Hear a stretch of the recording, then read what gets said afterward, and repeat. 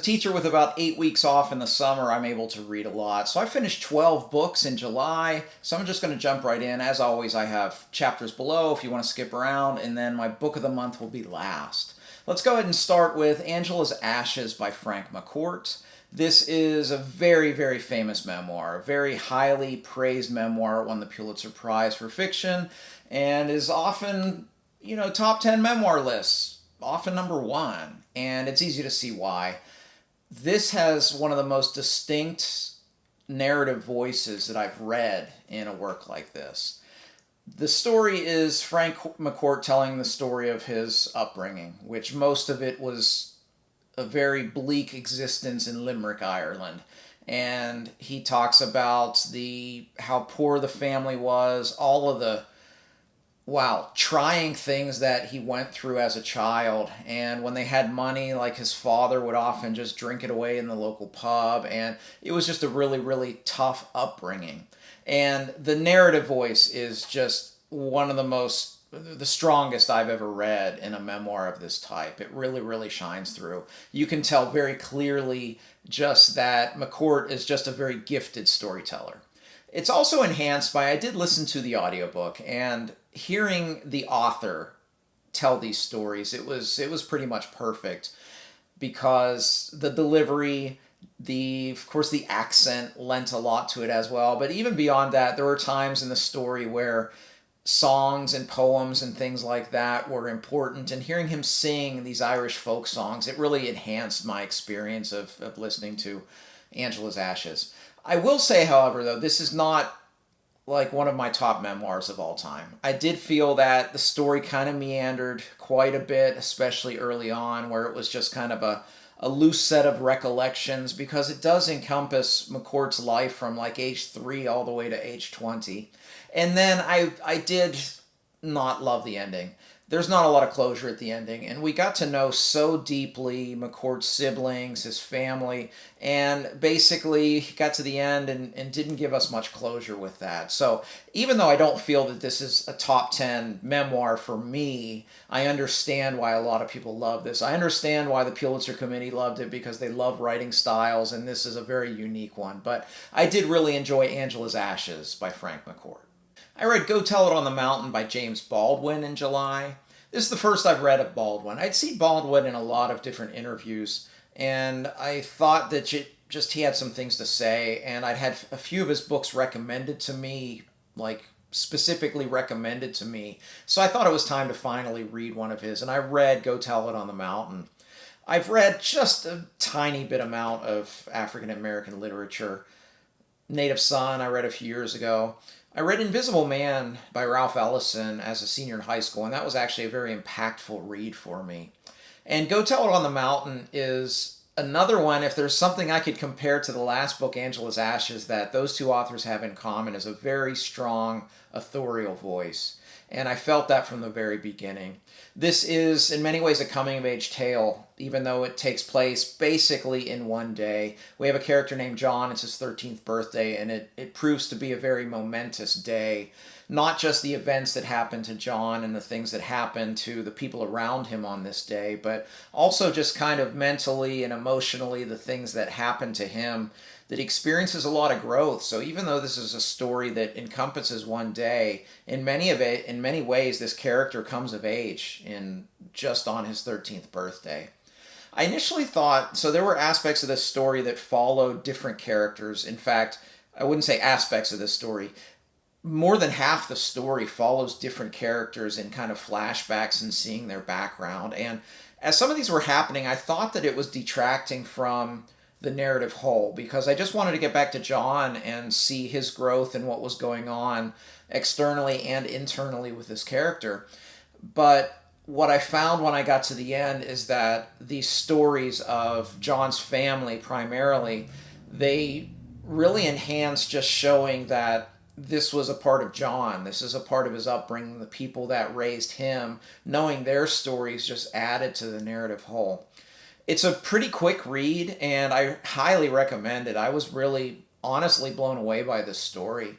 I'll definitely be reading more James Baldwin. I have Giovanni's Room is one that has been recommended to me, and then Sonny's Blues, with a musician tie-in is another one that I definitely want to read. But if you've read some Baldwin, let me know. I'd love to read more of this author because I do appreciate authors that just have such a strong narrative voice, like Baldwin demonstrated in Go Tell It on the Mountain.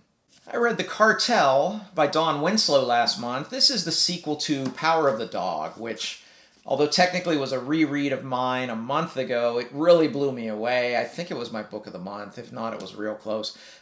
Strong, strong book. And this is just a tiny bit less. Like if I were to say Power of the Dog is like a 97 out of 100, this is a 96. If anything, this ups the stakes quite a bit more from that book. So both of these books follow a DEA agent who's basically on a personal war with the Mexican cartels.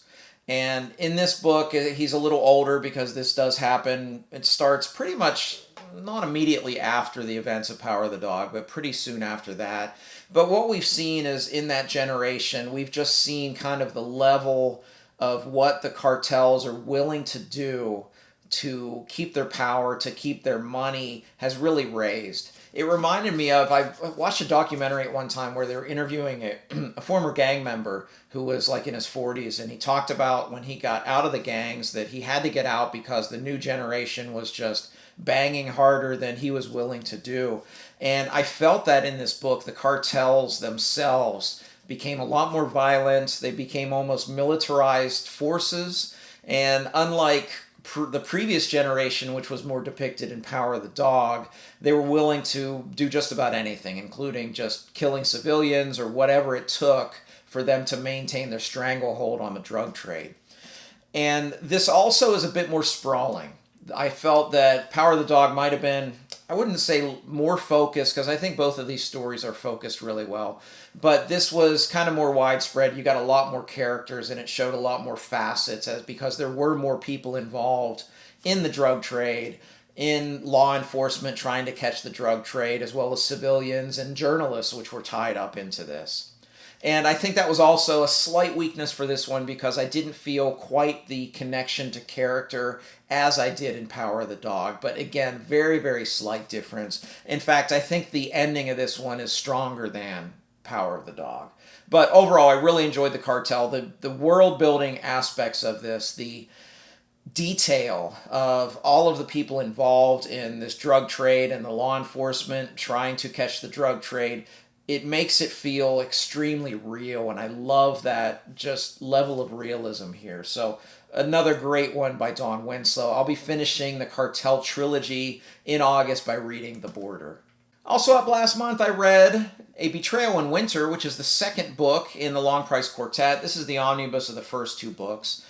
These are short books, and that's part of their strength, and part of the reason why I'm really impressed with this author is because what I've seen in these first two books is that Daniel Abraham is able to establish his setting, build his world in 200 pages better than some other fantasy authors do in 500 pages. Really impressed with that. One thing that's notable about this series is that there are time jumps between each book. So from book 1 to book 2, we had a 13-year time gap. So one of the main characters, there are kind of two central protagonists here. Ota, he's 20 years old in the first book. He's 33 here. And we know that for any person, you're a very different person at age 33 than you were at 20. So I loved seeing how Abraham envisioned what these characters would be 13 years later, but still imbuing them with some of the traits that you saw when they were 20, because maybe you're not a totally different person. You're not going to be. There's still going to be those things that are kind of some of your core values or core traits that you're not going to outgrow in 13 years. For instance, the second central protagonist, Mati, he's a poet and he's well respected. He's in a situation where he's doing some very important research and trying to find something out. And he proves himself to be very intelligent, very competent, very well respected. You see another poet calling him by the kind of the patronymic that's someone who is an elder or someone who's more respected. But you also see some of the little minor insecurities that were a big part of who Mati was as a young man. So I really enjoyed that. At the heart of A Betrayal of Winter is a murder mystery, and it's a murder mystery where you as the reader know who's doing all the killing, but everybody in the story doesn't. It's a hard thing to pull off. My favorite author in his last 2 crime novels didn't pull it off despite trying to do this same type of technique. And the thing that's amazing about the way Abraham does this is there's still so much tension in this story, even though you know who's the bad guy in the story, who's doing the killing. And even when I say the bad guy, the villain in this story has some legitimate motivations to do what they are doing in this story.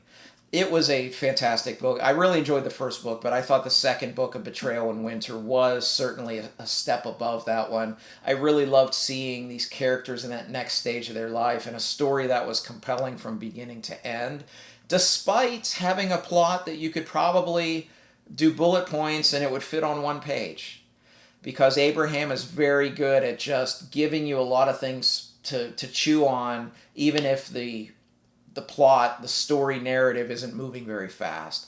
Fantastic book. A Betrayal in Winter just really has me thinking that this book series may be an all-time favorite for me by the time that I get to the end. So this was a buddy read with John from Talking Story and Alan from Library of Alexandria. Alan being the driving force behind me wanting to read this, and I'm so grateful because I'm really enjoying The Long Price Quartet by Daniel Abraham. So I think had I read this book as a 12-year-old, it would have been my favorite book of all time, and that is Treasure Island by Robert Louis Stevenson. This is one of those Penguin cloth-bound editions, which I have a row of those over here. I really like these editions. I like the tactile, but this was just a really fun pirate story. Now, I don't know if Stevenson invented a lot of these kind of pirate traits and cliches, or if he just embrace them, but I love them. I mean, we got Long John Silver here. We got pirates singing with, yo ho ho and a bottle of rum and all of that, and all of the cliches you think about pirates. I don't know if he created these in this book or not, but I enjoyed it. You also get a very young protagonist, which, young me would have loved that. You get a young protagonist just embroiled in this pirate adventure tale. Although it's a 19th century book and it does read like something written from that era, it's not nearly as dense as a lot of authors from that era that a lot of modern readers don't like reading that style of the English language. I think this one works very well for modern readers. Additionally, it's a really quick read. I loved the kind of Long John Silver being kind of a gray character. And I really love the ending of this one as well. I mean, this one was just a lot of fun. So if you're looking for a lighthearted adventure tale and you haven't read anything like this in a while, pick up Treasure Island. I really enjoyed it. So John Steinbeck is one of my favorite authors. I've read 12 or 13 of his works. The latest is The Long Valley. This is a short fiction collection, and he's yet to miss for me. Admittedly, this is a little bit more uneven than some of his other stories that I've read, mainly because the other ones have not been short fiction. They've been novellas or novels. And there are a couple stories in here where I honestly wasn't sure what Steinbeck was trying to say, thematically or whatever with the story. But as a whole, it's a really strong collection.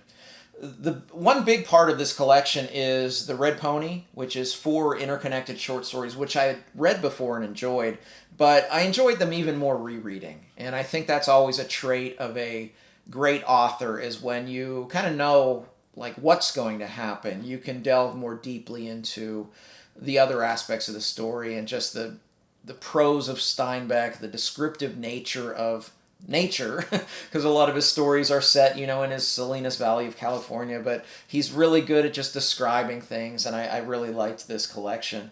It's maybe a little bit uneven, but it's still a really, really strong collection that I enjoyed. A couple of the stories really surprised me. I like the variety of them as well, even though I mentioned he often tells stories in his kind of Salinas Valley of California. This is a little bit more far-flung, but I enjoyed The Long Valley. If you do like short fiction collections, this is a great one by John Steinbeck. So I read 5 works of science fiction last month. It really dominated my month. And what was enjoyable about this is the 5 books were in kind of 4 different subgenres of science fiction.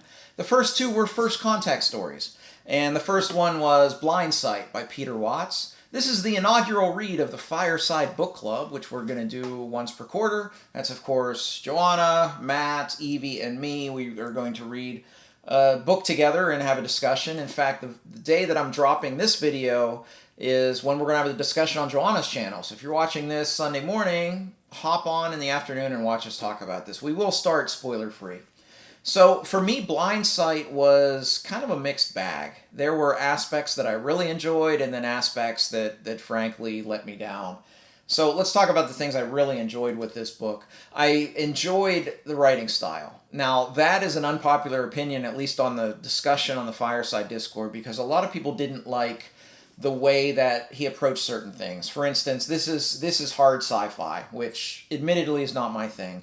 But anytime I read hard science fiction or steampunk, when it gets deep into the science or deep into the jargon, usually the jargon, I don't dwell too much on trying to understand. I try to understand things through context clues and just figure things will be, revealed later. It's kind of the same approach I take when you're reading a fantasy story and they throw some new, in-world term at you that might be magic related or something like that. I just try to pick up context clues. I don't dwell on it. So ignoring that and not trying to dwell on trying to understand every single scientific concept, I think helped my enjoyment of this book, because there's a lot of heady science in here. So I enjoyed the writing. Another aspect of the writing I liked is there were several passages in second person that I thought worked really well here. Most of the time, at least 90% of the time, when I encounter second person in a story, it just ruins my immersion. It pulls me straight out of the story, and immersion is something I care deeply about in reading. It's one of my favorite aspects of reading, is being immersed in a story, and most of the time I hit second person, it pulls me straight out of it. Well, here it was so much a part of kind of the central protagonist, the narrator, and what that character was all about. It fit perfectly, so I really enjoyed that aspect of the story. The other thing I liked was the alien. It's a first contact story. The alien was of a inexplicable nature. Truly alien. This is not a humanoid little green person take me to your leader type of first contact story. This is a truly alien existence, consciousness. It reminded me a lot of a book that admittedly I enjoyed a lot more, Solaris by Stanislav Lem, where the alien consciousness there was just so foreign and so different than us, so I like that aspect of it. But what I didn't like was it never went anywhere. The first 2/3 of this book kept building and building and building, and what I kept waiting for was that moment. I wanted that moment of profundity to just hit me and blow me away like, wow, this was an incredible moment.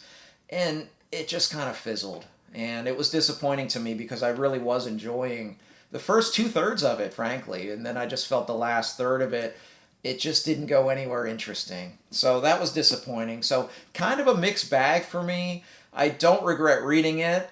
I look forward to talking about it to see what my compatriots in the Fireside Discord thought about this. But it was a good story. If you like hard sci-fi and my positives are enough for you to be interested in it, I think I could very lightly recommend it to that kind of reader. But as for me, it's not going to be a favorite of mine, but I don't regret reading Blind Sight by Peter Watts. So the other first contact story that I read last month was Contact by Carl Sagan. Now this was a reread. I know exactly when I read it because I remember where I was when I read it. I read this in 1998, and I didn't remember much of it, but I did remember aspects of the movie, and I had remembered a couple of the changes, including one there's like a horrible plot point in the movie that's so much better in the book. Like it's downright insulting in the movie. Anyway, the book, we're talking about the book, not the movie. So this is Carl Sagan's only work of fiction, and it shows, I think, both positively and negatively a little bit. Sorry, I had to cut out a sneeze. So, Contact has the positives and negatives because this is Sagan's only book. You can tell he put everything into this. So, the plotting is extremely well done. It's very intricate. There's a lot of things in this story that just weave together so satisfactorily. Additionally, for someone who only wrote one fiction book, I thought the characterization, especially of Ellie, the main protagonist, was very strong. We knew a lot about her character and a lot about who she was. We knew about her strengths and her insecurities, and I thought that was just extremely well done.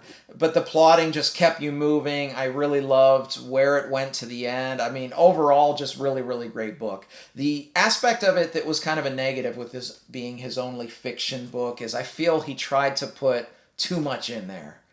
Like, you could tell he wanted to make sure that everybody knew his thoughts on so many different branches of science. And while some of them are integral to the story, such as, of course, radio astronomy is how they first discover the alien presence.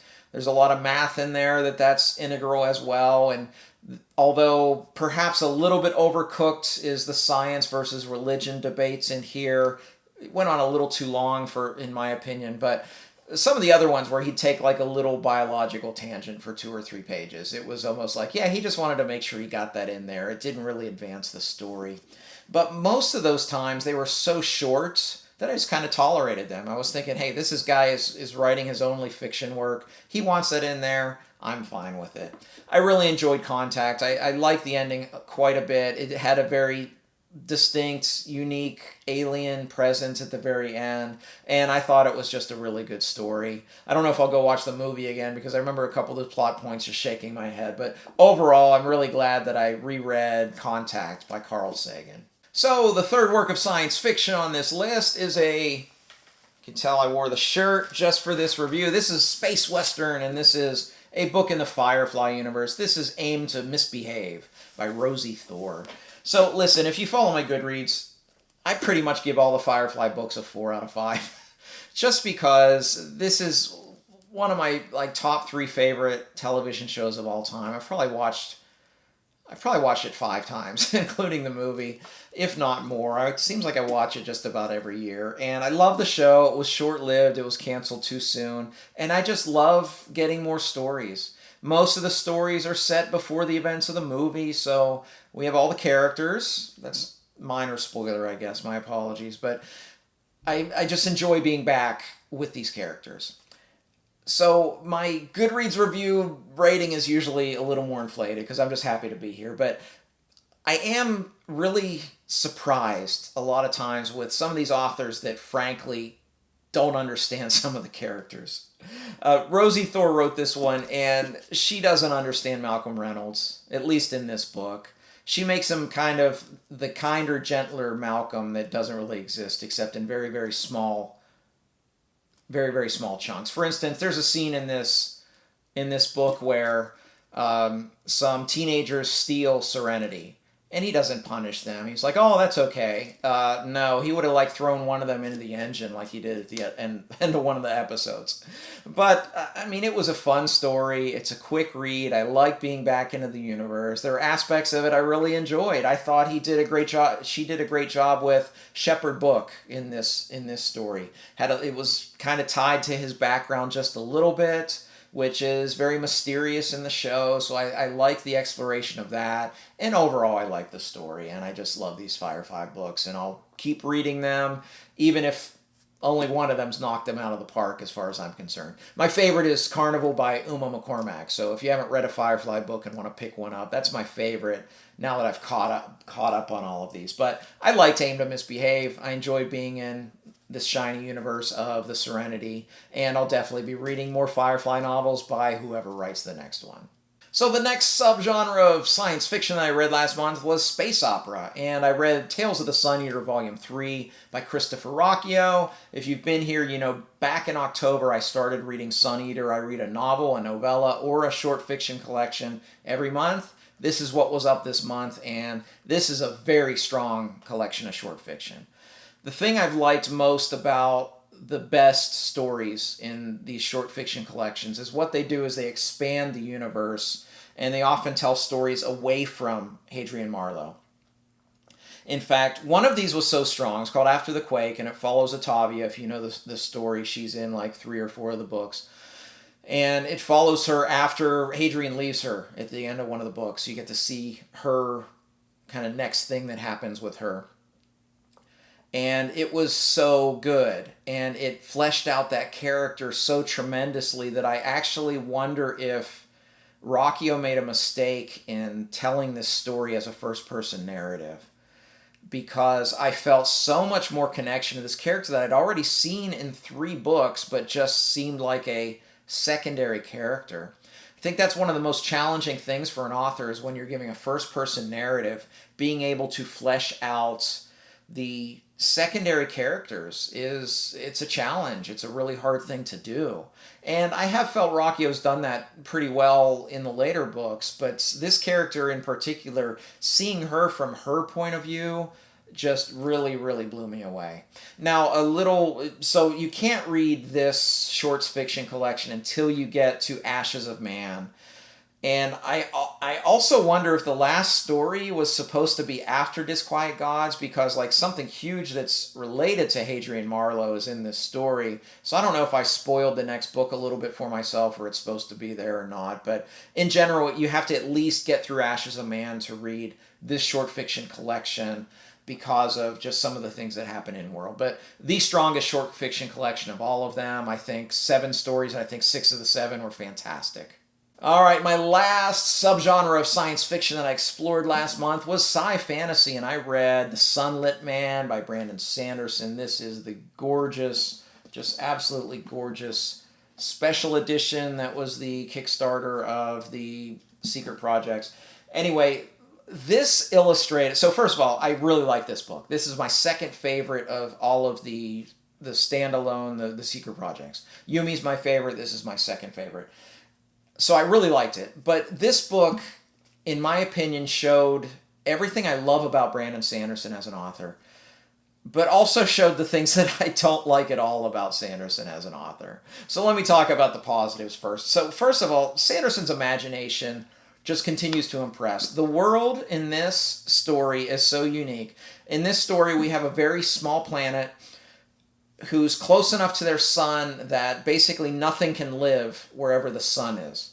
So these people have developed a technology where they're living in the dark, and they're in kind of these modular ships. And a lot of times these modular ships will connect together and they'll have little colonies or communities together. But they have to be continually moving because they have to stay in the dark, because if they step into the sunlight, like within seconds, their flesh melts. I mean, just a really, really cool idea there about this world. I also like, he did a great job with the main character here in just kind of letting you discover who this main character named Nomad is. And you see him at the very beginning. We know just that he's fleeing from somebody. He's a world hopper, and he ends up on this world and gets enmeshed with one of these communities. And you get to see glimpses of who he is, but then by the end you know who exactly he is and how he ties into the greater Cosmere, because this is a Cosmere-connected story. I'm not a huge fan of the Cosmere-connected stories, but one thing Sanderson did really well here is he got me excited for Wind and Truth, because there is a tie-in to the Stormlight Archive.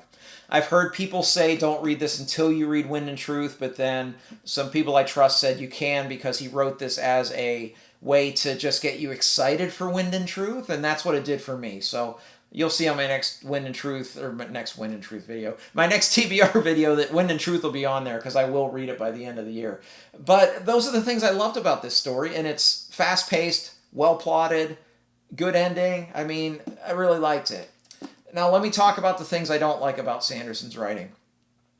I really grow weary of him over-explaining everything, especially in regards to his magic systems.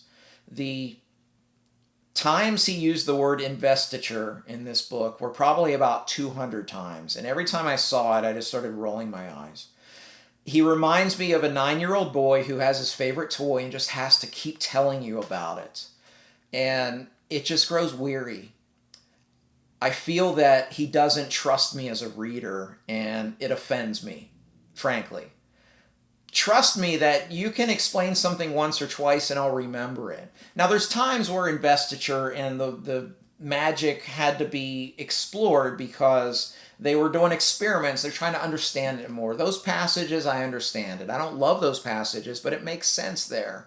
But like every time it was brought up, I just thought, would you stop hitting me over the head with this? Would you trust your readers to actually not forget something that you talked about 10 pages ago?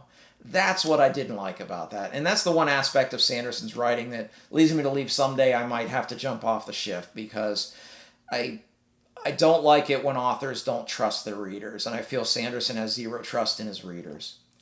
That said, I like Sunlit, man. I had a good time with this book. I'm really glad I read it.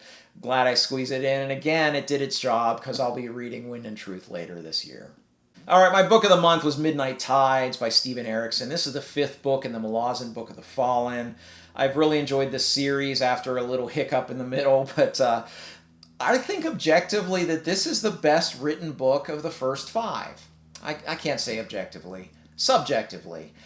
Objectively, it felt like it was a tighter narrative. It felt... One of the things I've said about Erikson's books is I feel that he never gets any criticism for being slow. And I felt that as much as I love Dead House Gates, Memories of Ice, and House of Chains, all 3 of those books, like 5-star reads for me, books of the month when I read them, I loved all of those. I feel that there's times where everything's slow, and I realize that pacing is probably one of the most subjective aspects of a reading experience. So I can't say objectively that they're slow, but they felt slow. This book didn't. This book seemed to seamlessly move from one area of the story to another. Perfect timing. I almost never felt like nothing was going on. Whereas in those other books that I still loved, I did feel like there were chapters at a time where not a whole lot happened. Well, I felt the narrative was real tight here. If you're not familiar with the role of this book in the Malazan Book of the Fallen, because it is a book 5, it's almost like a book 1. It's book 1 chronologically. But to borrow the way that A.P. Canavan talks about Midnight Tides, not Midnight Tides, but Malazan, he talks about if you're telling the story of World War II, you talk about the different theaters. So you're not following the same people. You talk about the European theater, the Pacific theater, and maybe like the third one, like the North African theater or something like that. But this is a restart because the first and third books of this series are in the same portion of the world. The second and fourth books are on a different continent. This is on yet another continent set before the events of book 1. Now, I was told some readers didn't like that when that came out, but I knew it going in, so it didn't bother me.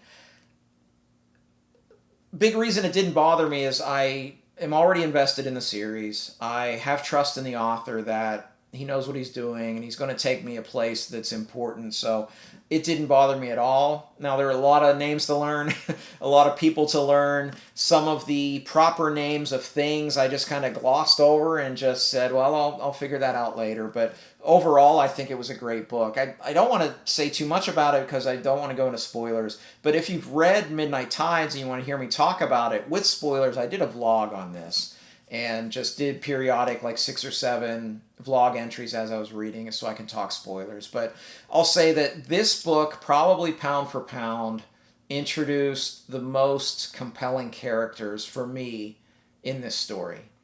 And they're characters I hope to see again because you never know in Malazan, because it's not a traditional fantasy story where we follow a group of characters from book 1 to book 10.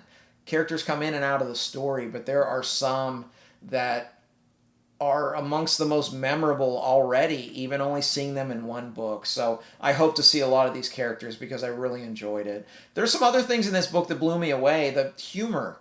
There were laugh out loud times in this book for me. Just really, really funny. There are some characters that have complete character arcs in this book that are, I mean, pretty impactful and meaningful and incredible, frankly. There are some characters who I think their character arcs have begun. There's only one character in common from this and House of Chains is where we saw this character later in their journey.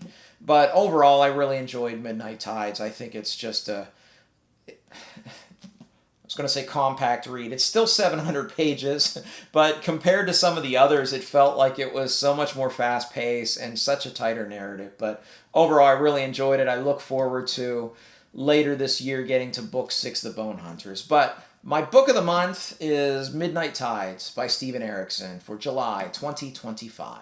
All right, thanks for sticking around for all of this. 12 books. I try to be short as I can with some of these, but sometimes I ramble. Like I think Midnight Tides, I rambled, and I don't know if I was coherent or not, but it is what it is. But I hope you enjoyed my wrap-up. I would love to hear 2 things from you. If you've read any of these, let's talk in the comment section below. Just label any spoilers, and then let me know what was the best book that you read in July. I'd love to hear that as well.